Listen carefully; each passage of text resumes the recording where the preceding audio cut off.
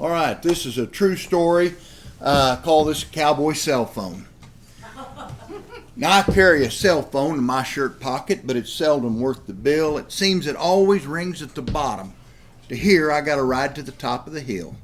But they're pretty nice on a road trip. The new ones have that GPS. I like traveling the back roads. That interstate traffic is a mess. I prefer the small towns, ones with a square and a water tower. I stop at little downtown cafes where you can sit and reminisce for an hour. Like that day in western Kansas, the sun was high and getting hotter, so I stopped for a glass of iced tea at a diner on Main Street there in Coldwater.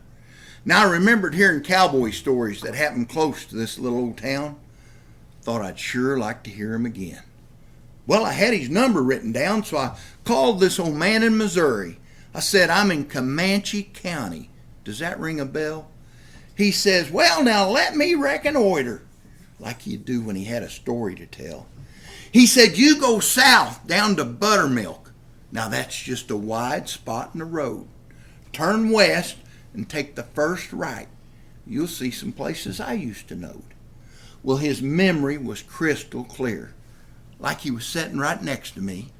Just over the next hump, he said Mr. Bird had burned up in his old Model T.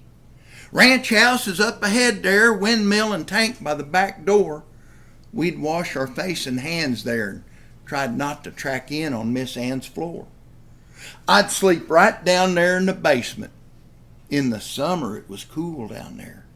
Hurley'd wake me at dawn, call my name from the top of the stair. You know, he had good Hereford cattle. His brother Finest ran Shorthorn. They was sure old-time cowboys. They'd moved out west there after they's born. Well, the stories just kept coming. It was like he was in a trance.